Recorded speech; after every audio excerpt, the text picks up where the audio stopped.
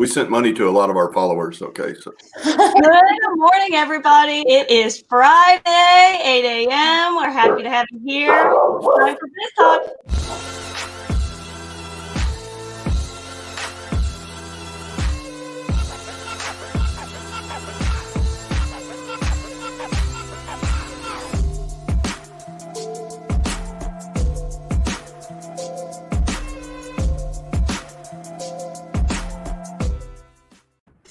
I'm not sure I've ever seen anybody get up so fast. I can't wait to tell this is going to be a fun one. I'm sorry. We are on the farm. Hey, that is great, and it doesn't matter. I said, I don't know if I've ever seen anybody get up so fast. Talk about exercise. Well, welcome to Biz Talk, everybody. We're so glad to have all of you here this morning. I'm Glenna Hum, the owner of Fusion One Marketing, and the reason for Biz Talk is that we're all stuck at home, but we want to talk to those people who are still out working, still out trudging through and being successful with their business and can tell us all about how they're coping through all this ridiculous craziness. So I'm going to go ahead and take it around the corner and let Sarah introduce herself. Hi, good morning, everybody. I'm Sarah, the Director of Digital Marketing. And I'm Kelsey, a social media manager with Fusion One Marketing. Oh, sorry about that, Kelsey. We have some awesome guests this morning. Gosh, they're friends of all of us. So we all know them and have known them for years. So it's a great day to have these wonderful people on. I'm going to introduce to you John and Gay Chambers. They're over there. And they're with Chambers Realty Partners that is also with Keller Williams in the Hoover office. So good morning. Good morning. Good morning. Glad to see you guys this morning. You ready for this? We are thrilled, Glenna. We are thrilled to be asked to be on, and we are going to do everything possible to make you look good. Okay. Hopefully that payment will be there today. Well, let's get started. Why don't you guys tell us a little bit about your history? Obviously, it's a long history since you're husband and wife team. A little bit about your family and your background. Well, hey, thank you, Glenna. Gay and I both grew up in the Atlanta area. I went to the University of Georgia. My uncle was actually the mayor of Athens. So, when your uncle is the mayor of Athens, Georgia, you certainly don't think about going west to school, all right, being from the Atlanta area. But we lived in the Cumming, Georgia area, just north of Atlanta, up around Lake Lanier. My parents have a lake house up there, and so that's kind of what drew us up there. And so we were there for about 20 years. And in 2000, we had 3 children. It's been awesome. In 2006, we had the itch to do something different. So we had bought a condo down at the beach. And so we moved to Panama City, and we started a real estate business down there. Gabe was a consultant for a company here in Birmingham. But it didn't matter where we lived. So we spent 5 years in Panama City. And then when that economic crisis of that period kind of changed things, Gay's company needed her here in Birmingham. And then our daughter had an opportunity to get in a very good school up here. So we made the decision to come up here. So that's what brought us to Birmingham. Actually, in 2009, we've been here 11 years, actually. Awesome. I remember when y'all moved out here, it was a happy day for Cody and Megan. Yeah, it's funny because they got the call to move to Birmingham about the same time we did. And so we were helping them house hunt and then turned around and did the same thing for us. So it's been great. We haven't looked back. Yeah. So we've got 3 kids, 5 grandkids now. 3 of them are here and the other 2 are in Georgia. So everybody's close by. And anyway, it's just been great. My background was corporate, as John said, and we had about a 5-year plan for me to transition into real estate, and that's just been wonderful. My job required me to travel quite a bit, and so this has just been a blessing to be able to work where we live, and so it's been a great move for me. Excited to be a part of John's team. Well, you obviously make a fantastic team. Yeah. So I know that I guess has it been a year or maybe more or less that you moved out into the country a little bit, enjoying farm life. So I kind of want to know what made you make that decision to move out in the country, and what do y'all enjoy there? That's so funny, Sarah, that you asked that question. We had some friends that we went to church with that lived on a 20-acre parcel out in Westover, just the other side of Chelsea. And it was a 5-acre pond, and they lived on one side of the lake, and there was another small house on the other side of the lake. And so they called us and told us that the owner of the smaller house was moving to Montana and was thinking about was going to put his house on the market. So we came out here and took a look and walked the property, and we had to make a decision because if we didn't buy the house, he was going to go ahead and list it for sale. So we sat in the kitchen of our house over close to Mount Laurel, Sarah. And I said, so what do you think? And she said, well, what do you think? And we were just both kind of stammering around. So we ended up, I said, well, all right, on the count of 3, thumbs up or thumbs down, your hand behind your back. And so we did that. And I raised, I said thumbs down. I said thumbs up. All right. She said thumbs down. Okay. And we got to talking about it. And the reason I said thumbs up was because I thought it was something that she wanted to do, which was to have horses on the property. She said thumbs down because she didn't think that I wanted to have anything to do with horses. So it's really funny. Our motivation was absolutely opposite. I have enjoyed the farm much more than she has. We still don't have any horses, but we're still married. So it's all good. It worked out in the end. So, I love that decision-making process. That's amazing. We had a little challenge with snakes when we first moved out here. And so that's had something to do with my perception. But Sarah, we've been out here almost 2.5 years now. Oh my God. And I know. And so what we've spent our time largely on is what I call taming the land. So we have been, grooming the trees back to keep the snakes and critters far away from the house. And so I'm much happier now. So we have, in this pandemic that we're in, and we've been out here, a lot. And I think we've decided to stay, and we've got some plans to go ahead and build that barn and move ahead. But it took us 2.5 years to get to that decision because I was on the fence the whole time. we see that with a lot of our clients too. They kind of have a foot in their new life and kind of a foot back in their old life. Glenna, you guys made a big move a few months ago. So, it's important to kind of embrace where you are. And we see that, of course, in our real estate business. So we thought, all right, if we're not going to be bold and do something different, then why should we expect that our clients would consider doing something like that? Good point. Sure. Yeah. So it's been very good, and we certainly can understand the emotions that somebody goes through when they're leaving their house of a lot of years, and so it's been great, but it's a new challenge every day. Okay. I bet.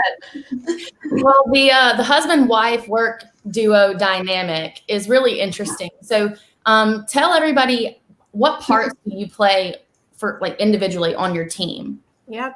Well, John and I, we like to, I was going to say, we've always been in each other's business.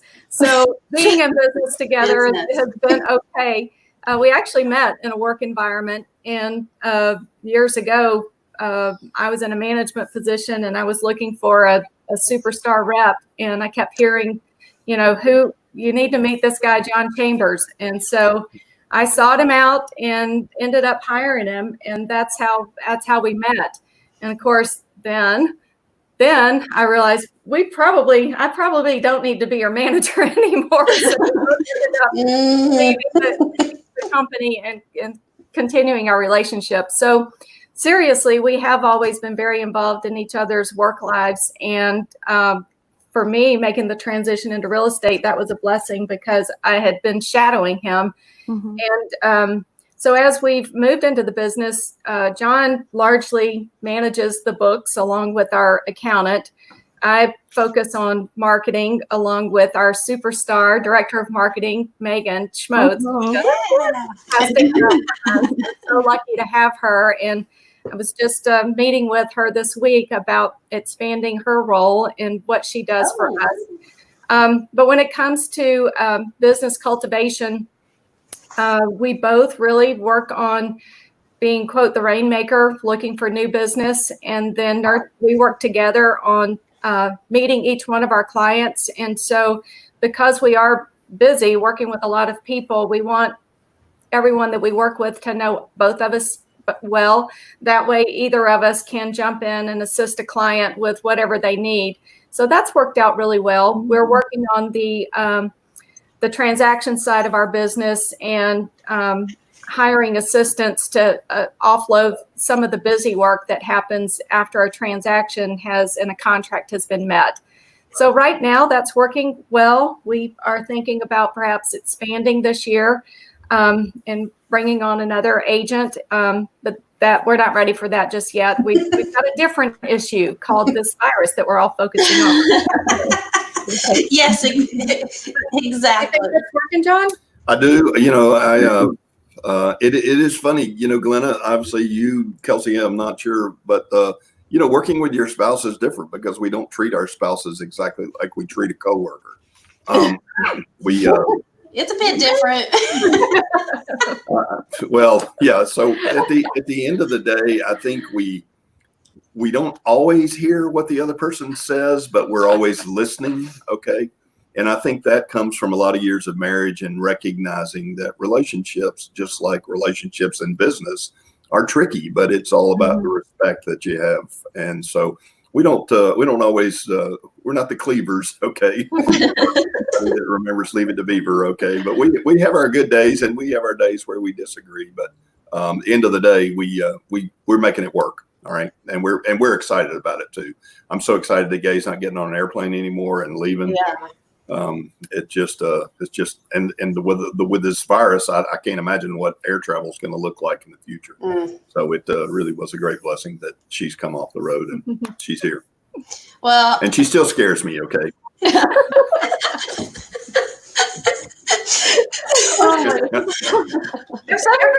Every good wife scares her husband. Yeah, So, right. There's just a little bit of fear. Yeah, you have a little element of fear for a happy always. Well, you obviously make a great team, and yes, working with your spouse and just being with them 24/7, it is interesting, but at the same time, it can be a lot of fun too. And I can tell, getting to know you two, I know that there's a lot of fun mixed in with the work. And I want to say that we have a few people joining in this morning. We have Elise Hearn, Chad Bennett, who wants to know what kind of pants that John has on. He's got on nice pants today. Okay, glad. I knew that question was going to come up. Challenged? I don't want to be challenged on what I have on. Right. Well, I'll just stay seated. Yeah, exactly. We're keeping it shoulder up. Okay. Hey, Daniel, nice to have you on. And of course, your superstar, Megan, she's on with us as well. Yay. Yes. Megan's one of my favorite people in the world. So I think you have a little bit of history with her, don't you? Yeah, Sarah. So tell us a little bit about Keller Williams, what it is about your partnership with them that you think makes a great real estate partner just for Chambers Realty Partners. Yeah. Well, it's interesting, Glenna. A few years back, I won't name any names, but I was with a company that kind of has a balloon logo. All right. And red, white, and blue. and I really thought I was home. Okay. I really thought that everything that I needed in my real estate career was there. Okay. And so I met Kathy Gibson, who is our team leader for our Keller Williams office. And Kathy just started to peel back the layer of were we accomplishing, or was I accomplishing what I felt like I was capable of? Was I really happy with the business? And what I recognized was that I wasn't really comparing myself to anybody else. And so, that old saying that if you're the smartest person in the room, you need to go find a new room.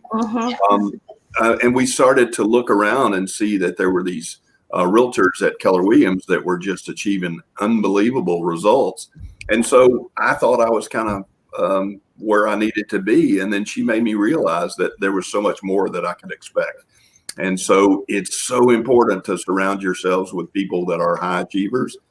People that have taken their businesses to a new level. And Keller Williams is absolutely noted for their training. And so it was just once I kind of dropped my defenses that I wasn't really as smart as I thought I was, then it was the perfect fit. Awesome. Yeah, that makes sense. Makes a lot of sense. So we were talking about this the other day, that not all real estate agents are created equal. We all know that. Yeah. So I wanted to know, what are the key factors that kind of makes your team unique? Well, I'll start off and then let John talk about that. I think one, this is a people business. Mm-hmm. And so I think being authentic and compassionate and relatable to people. I think a big dose of humor helps, and people like to laugh. We don't laugh enough.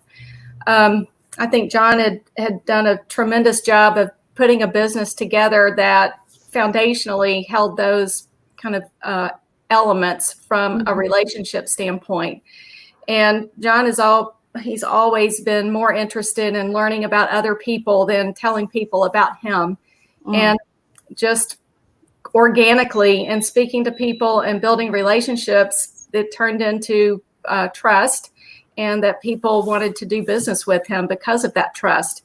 I've watched him in the position where he's, sold to first-time home buyers, and they outgrow that home and have children, and then they're ready to, in a move-up situation, call him back 5 years later to say, now we need a larger home, sell them a larger home, and through the process end up meeting the parents. Parents are ready to downsize. The parents call him and say, we're ready to downsize. Will you help us? And so he put a lot of hard work. It wasn't hard work for him, but a big foundation in, and just knowing a lot of people and caring about people. And I feel like that is what separates us.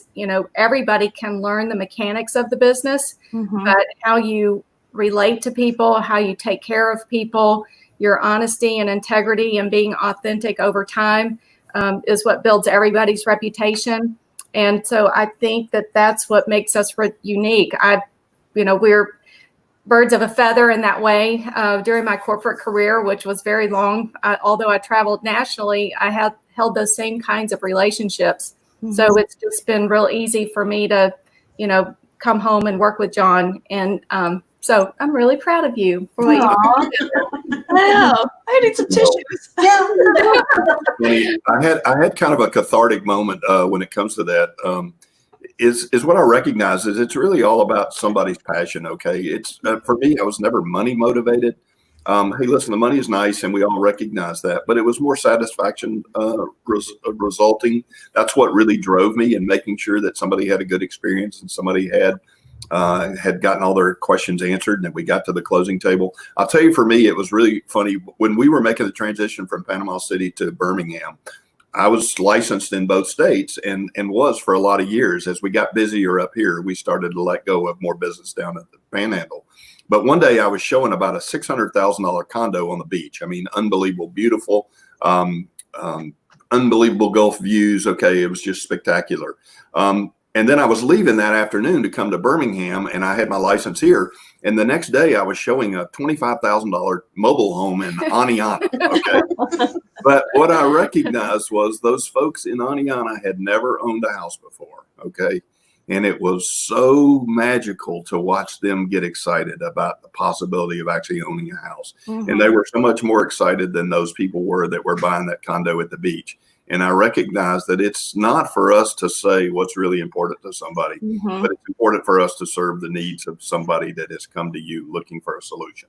So that's what did it for me. Gosh, that's a great story. Yes. Yeah. Well, thank you. For all your mobile home needs, just give me a call. Yeah. A little fun. For the $600,000 home. There you go. There has to be balance. Yeah, exactly. Well, business does not seem to have slowed down much for you two. So can you share some of the creative ways that you've helped your clients buy and sell through the pandemic? Yeah, Kelsey, that's really interesting. Obviously, we've never been through a pandemic like this in our lives. And so we didn't really know what to expect. I do know that we have a really strong spring selling season. That is the housing market, regardless of where in the country that you are. And so I've noticed the last 2 or 3 years that the spring selling season has started earlier in the year. So it's almost like we go from New Year's Day and what are your New Year's resolutions? And for a lot of people, it's to be in a new house this year. Yeah. So we started to see the market really start to uptick and get strong late January, February. And so then as we were coming into March, which is typically one of our busiest months for people starting to list their houses and people to look at houses if they're considering a buy, we came into this really strong period of time. And then, of course, the pandemic hit. Mm-hmm. And so what I think is that it's an optimism that the American people have is that this thing is going to be over. Okay. Yes, it has altered our lives. It has caused us to fret and to fear about what the future looks like. But I think at the end of the day, people are saying when this is over, we want to be in that new house. We're not going to let this virus slow us down. And so I think that is what's happened. We've got a closing today. We're listing 2 new houses this afternoon. We got 2 new houses under contract this week. And so what we're finding is we're very, very busy. We are also Dave Ramsey endorsed local realtors. That's a fairly new relationship for us. And Dave Ramsey has got a really, really loyal following. And so when those people call, we absolutely jump. And so those people are very interested, okay, because they recognize with interest rates being where they are, they've been low for so long, but they're historically low now. Mm-hmm. And so with the interest rates that we have today are almost like no interest. So it is such a great time to buy. It is. Yeah. And I wanna add, also, have you noticed maybe any trends where people who are locked down in their homes together are feeling like they need a little bit more space, or they have too much space I'm wondering if marriage counselors are considered right. Or We need a bigger house, or this isn't going to work anymore. Well, Rob and Glenna saw this pandemic coming. Glenna, right? You guys upsized quite a while back. Yeah, but I do think that's correct. When you're spending so much time at home, you say, wow, I wish we had a finished basement for the kids, okay? Or I wish we had a playroom, or I wish we had a fenced yard. And you know, our time with our children is so brief. And so you don't, the tendency is to just say, we'll make that decision next year, and then next year, and next year. Right. And so I do think it's important to say that, I mean, now we're empty nesters. So our children are gone. And so it really doesn't matter the kind of house we have anymore.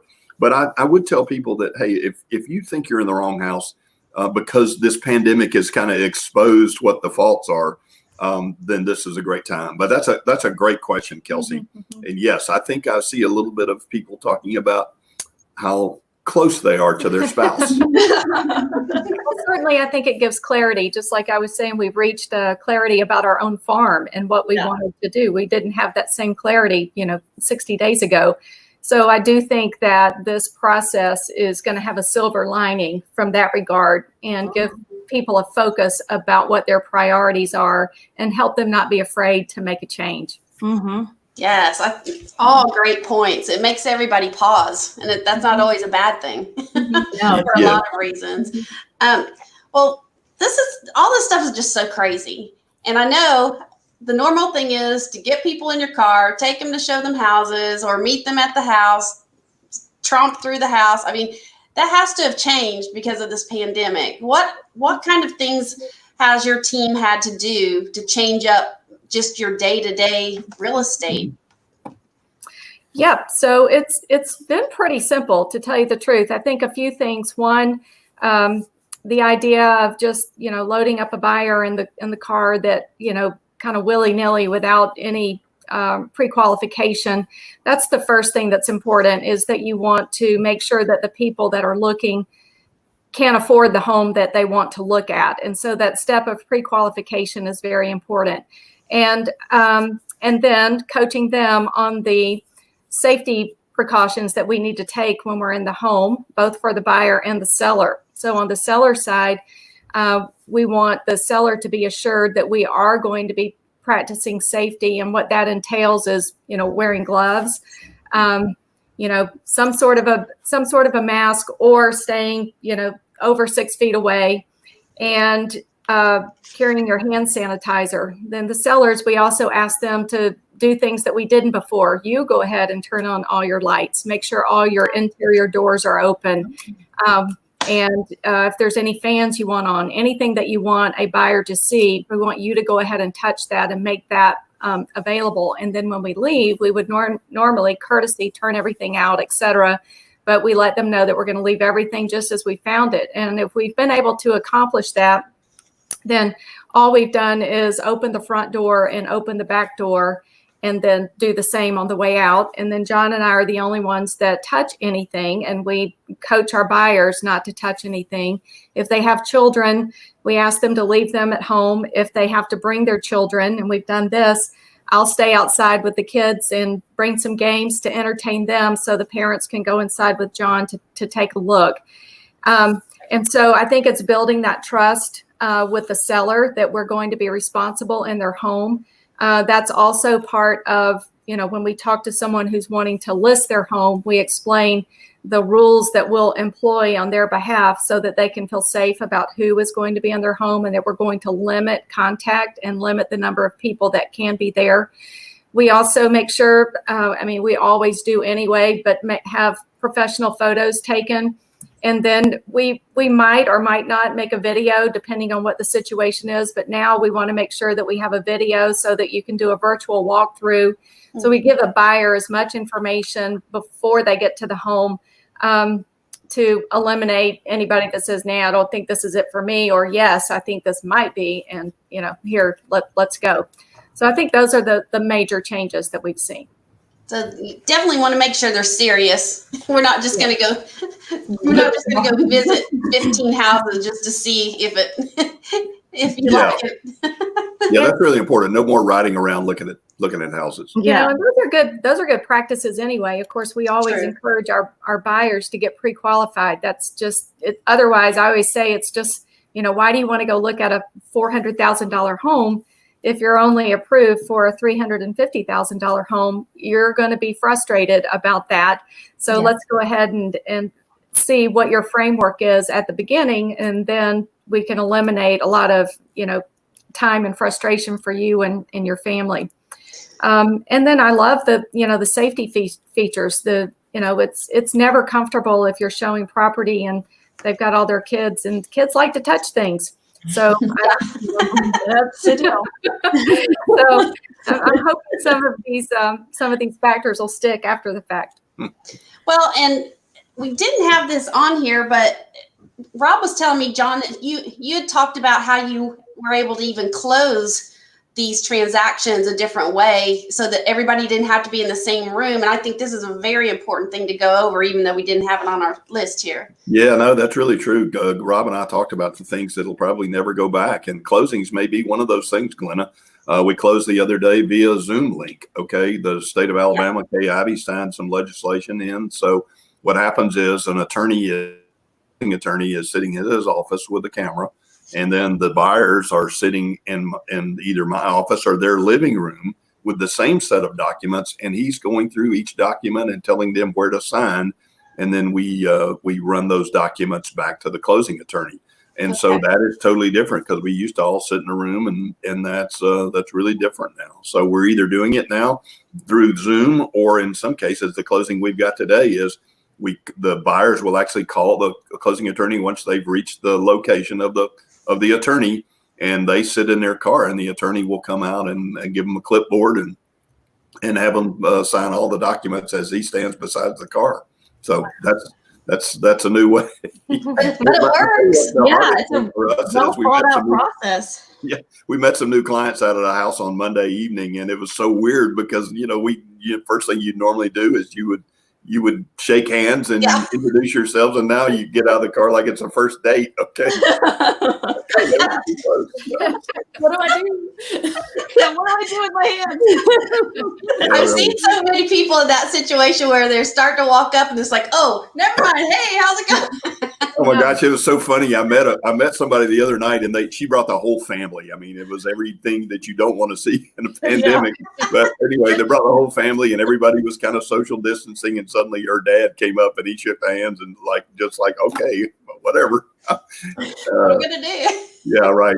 Your politeness takes over your life. Oh gosh, awesome. We got some new people that jumped on. Cindy, hey Leon, Miss Lynn Ray, and Steve Johnson are with us. Leon, love. All these rock guys. Thanks for coming on.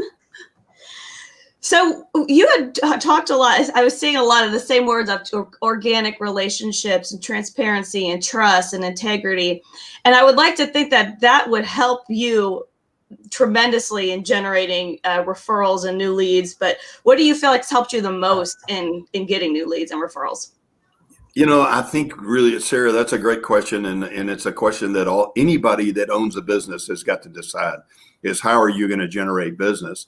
And the most important thing is consistency over time. And I think it's also being able to capitalize on what your strengths are. Okay. If you're really good with people, you don't need to try to build an internet business. Okay. If you're not good with the internet and you are good with people, then you need to go where people are. So for us, that consistency over time, certainly B&I has been wonderful for our business. The relationships it's created have been great. But anything that we've been involved in as we have gotten to know people, whether it's Iron Tribe and working out, or whether it's going to church, and we didn't join the church so that we could do real estate, but as you get to know people and then they recognize what you do, then that becomes natural. So it's a slow way to build a business, but to me, it's the best way because you build strong relationships. And if you have taken care of those people, then they are just natural referral partners, Sarah. So Dave Ramsey, us representing Dave Ramsey is a little bit different for us because it is somebody else basically generating the business. But we felt like because we were in sync with Dave Ramsey's philosophies and what he teaches, that it was a natural fit for our business, especially as we work with a lot of first-time home buyers. Yeah, So, and I'll give John a shout out. And I'm a huge Dave Ramsey fan, and so when we got the call, they actually reached out to us to ask if we would be interested in being what he calls an endorsed local provider, and that's because of the foundation and the strength of the business that John has built over years. And so we did have to go through a stringent interview process to be a part of their organization.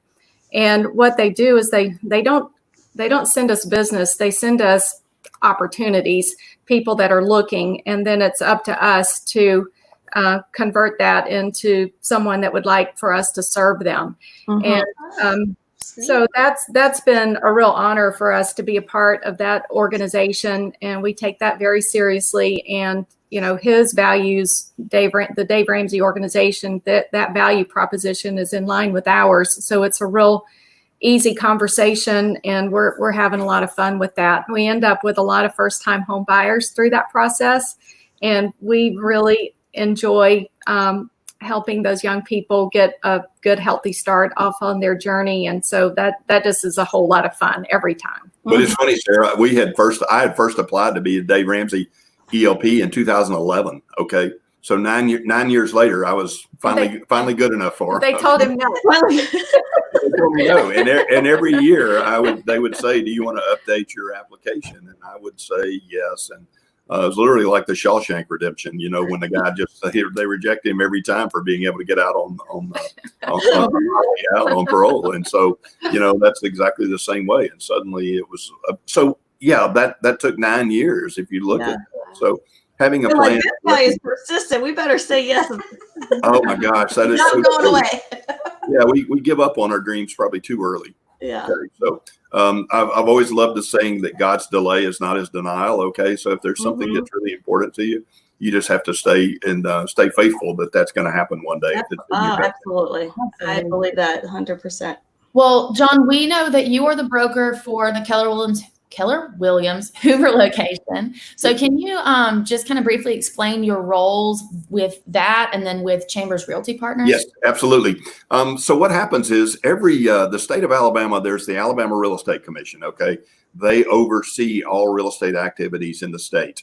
And so it's called AREC, Alabama Real Estate Commission. And so what they do is they do not want to have a point of contact with, for example, our office has about 175 agents. They don't want to have to be in touch with all of those agents. They want a qualifying broker to be their point of contact. And if there is something that somebody has filed a complaint or there's an issue that they have concerns about, then they contact me. And it is my responsibility to supply to them whatever information that there is. And so you can get your broker's license, Kelsey, but you are an associate broker until such time as you are the broker or the qualifying broker for an office. So what this does is it's made me a much better realtor because, one, I see what can happen if realtors don't do it the way it's supposed to do. The other thing that it has allowed me to do is I teach classes every month. I teach contracts class. I teach new listings class. So I have an opportunity to really try to dictate the future of our new agents and their understanding of contract language. So I have tried to maintain a great relationship with the Real Estate Commission, their corporate attorney have really gotten to be very close with them. One of our agents was called to testify in a case about a year and a half ago. And you sit down, it's literally like a courtroom, and you sit before 9 commissioners and they kind of decide your fate. Okay. So I recognize the importance of that and making sure that our agents are doing the right thing. And we take that responsibility very seriously. So it's made me a better realtor because I don't want to see any of our realtors in real estate jail. That's what I was going to say. That's Real estate jail. He keeps agents out of real estate jail. So I get a lot of calls every day. Okay. And they're primarily, how would you do this? How would you handle this? What do you think we should do? And so I give a lot of advice about that. We always try to go back to the contract. What does the contract say? Okay. Because that's what an attorney would say. It's what does the contract say? But what that allows me to do, Kelsey, is it's allowed me, I'm considered to be a selling broker. So being the qualifying broker for our office doesn't take 100% of my time. And so it allows me, obviously, to build my own real estate team. So Chambers Realty Partner is a team of realtors within the Keller Williams structure. Okay, that's the way that works. It can be a little bit confusing, but it's branding within an organization. Okay. Perfect. Very good explanation. Thank you. Well, I don't think they could have a better coach just because you're so encouraging and you're fun. Oh my gosh. You're one of the funniest people I think I've ever met, but you're also kind and understanding. So you're obviously in the perfect position. And well, you're sweet, Glenna. Zoom calls don't allow you to really be funny. Okay, I really struggle with that because I recognize that I like the up close and personal. Okay, and everybody has got a great story to tell. That's been part of my key is just wanting to know, how did somebody get here? Okay, it's the same for our clients. How did you get to Birmingham? What do you do? Tell me about your kids. Tell me about your life. Everybody has such a great story to tell, and our agents are the same way. I love hearing their stories, how they got to real estate. Some of them grew up knowing they wanted to be realtors. Most of us came out of a corporate background somewhere and said, it's not what I want to do. Some of our best realtors are former teachers. Okay, so it's really interesting. But if you got the right heart, you can be a great realtor. That's really the key. Is a passion for helping people. Mm-hmm. Well, and you obviously have that. And you talked a minute ago that you need to play to your strengths, no matter what those are. But I would imagine, for whatever reasons, going through all of this, there are some seasoned agents and also some new agents coming on that may not be finding success. And I know this is a broad question, but what advice would you give them to kind of either fire up the real estate business back up or to get started in this pandemic? Well, it's so funny, Glenna. What's one of the magic things about Keller Williams is Keller Williams was actually born. There is a Gary Keller who started his real estate career back in the 70s, and he started his career in a really tough economic time. Okay, so his business was built in a shift. All right, and so that's what we're in now. It's a shifting market. And Glenna, we talk about this at BNI a lot, and I know a lot of us are familiar with Business Networking International. It's been great for us all. But, if you show up at BNI, it's not just a magic of suddenly you're now successful, okay? True. Your bad habits get to BNI before you do. And I think it's the same thing in real estate. We have some agents that are just refusing to answer their phone and refusing to set up showings and refusing to do anything. I mean, they literally are not our agents, but I'm saying a lot of agents. A lot of agents are just staying in bed with the covers pulled over their head. Okay, and we never felt like that was a strategy that made any sense. We're going to get through this. I have no doubts about that. So I just think that's the deal. Is you've got to make a decision every day that I'm going to help somebody today. I'm going to change somebody's life, or I'm going to move my business a little bit further down the road. Yeah. And that's been our message for all of our agents is, now's not the time to go out really and, as you would say, lead generate and look for new business. Now's just really the time to reconnect or connect with everybody that you know and find out how they're doing. Is there anything that you can do for them? And, just care about people. Mm-hmm. And then in the midst of that, if a real estate conversation comes up, that's great, but that's not the purpose of why you're trying to connect. Yep. And so then, once we get on the other side of this, you've got fresh relationships with people. It's easier to talk about back to normal once we're back to normal. Mhm. If you've been, caring about people while we're all in a bit of a dire strait. Yes. Perfect.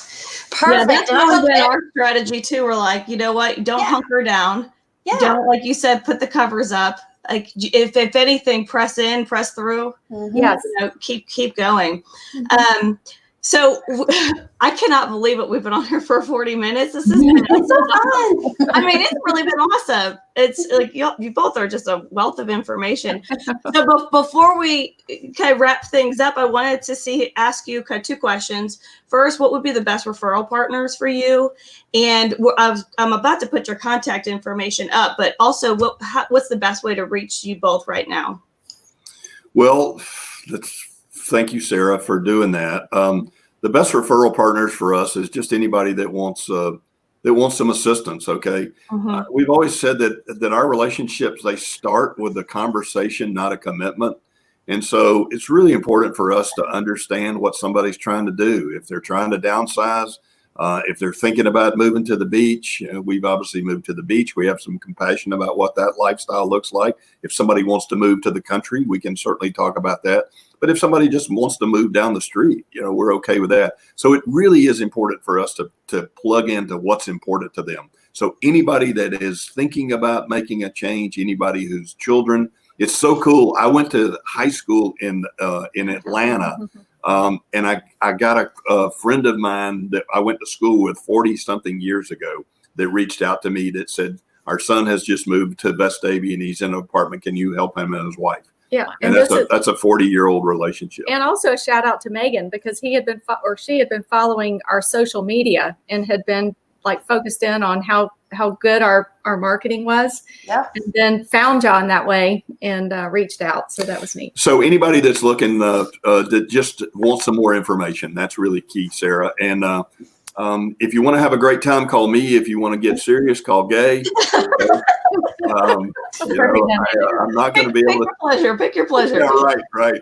I'm not going to be able to take the fun out of it. I'm sorry, but everything has a funny angle to it, and this time is no different. Okay. Yeah. I bought a hairdryer this week for the first time. Okay. I'm starting to look like the woolly mammoth. All right. Thank you, Sarah. But text, email, phone. We try to answer our phones. If we don't answer, then we will get back to you. But it's really important that people know that their business is really, really important to us. And our best referral partner is somebody that we know that feels confident that we're going to take care of one of their friends or family members the way we would them, and would ask them to reach out to us. Perfect. That's awesome. Well, I see we do have one question in the comments I'd like to throw at you before we wrap it up. Sean Troughton's here with us. He wants to know, are properties appraising higher than expected during the pandemic? Well, it's really funny. We've had a couple of nervous appraisals the past couple of weeks. It's a good question. What we're finding out, Kelsey, is if the property is priced right, depending on where that property is, we are getting multiple offers. And so what happens is when you've got a property, and let's say it's in Vestavia, we've got a house that's getting ready to hit the market later today, and we've got 5 or 6 people that are dying to get into that house. Okay, it probably will sell for more than list price, and we'll have multiple offers on it, if I had to guess. And so what happens is the appraisers are taking that into consideration, is what was the interest in that. But we're not running into too many appraisal problems right now because the market is definitely ticking higher. And so appraisers are taking that into consideration. But sometimes we have to have conversations with appraisers to find out what is he using. And I give a lot of credit to the appraisers because it's tough to know. Yeah. In a rising market, it's tough to know what is real market value now. Yeah. And so they're willing to say that we know that the market is rising higher, and they have challenges when the market is going lower or when it's going higher. So we've not had much of appraisal problems right now. But tell Sean that if he's got a particular question or maybe he's had a poor appraisal, then we've got some techniques that we try to help with that. So that's our deal is we would call the appraiser to say, hey, can we talk about this? And I want to give you the backstory for why we think that your appraisal is too low. Oh, perfect. Right. Okay, so who's doing the hot seat today? Well, we always say this, that we loved an element of surprise. And we love husband and wife team. So we thought we have a husband and wife team. We're going to do the hot seat, but we're going to switch it up a little bit. So this is going to be fun. Welcome to the hot seat.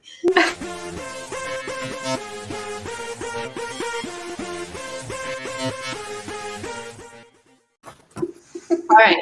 Are y'all ready? You gonna tell them the rules? Yes, we got to tell you the rules. So what you're going to do, you're going to close your eyes. We're going to ask you questions. Make sure you know where your finger's pointing. So based on the question, you're both going to answer it, but you can either answer this is you or this is your spouse. Okay, so you keep your eyes shut. We're going to ask you a question, and you either point to this is that person or this is me. And I'm going to get the timer started here. I'll get you. Oh, you got it? Okay. All right, are you all ready? We're ready. My eyes are closed. Okay. All right. Who wakes up first? Who is the better cook? Who is the better driver? Who is the better dancer? Who is more adventurous? Who has better taste in music? Who is the best singer? Who is the messiest? Who is the bigger spender? Who is the most stubborn? Who takes longer to get ready? Oh, my God. Who eats the most healthy food? Who is the first to apologize? Who is the most funny? And who is the most patient? All right. That was amazing. Y'all have to watch the replay to see. Yeah, the answers were truly hilarious. You did really good. That was awesome. You'll have to watch the replay to see what you answered. I was going to say, did Yeah. we have to go get a marriage counselor or an Yes, there are a few of those where have been sore subjects for 30 years, Sarah. Well, we want to thank you guys so much for being on. We really, really appreciate you both, and all of us love you. We all have a different relationship with each one of you, and you're just amazing people. We can see why you're so successful. So thank you so much for being on Biz Talk, and we're going to play the outro, and we'll see everybody later. All right. Thank you. Thank you, guys. Thank you so much. Enjoy.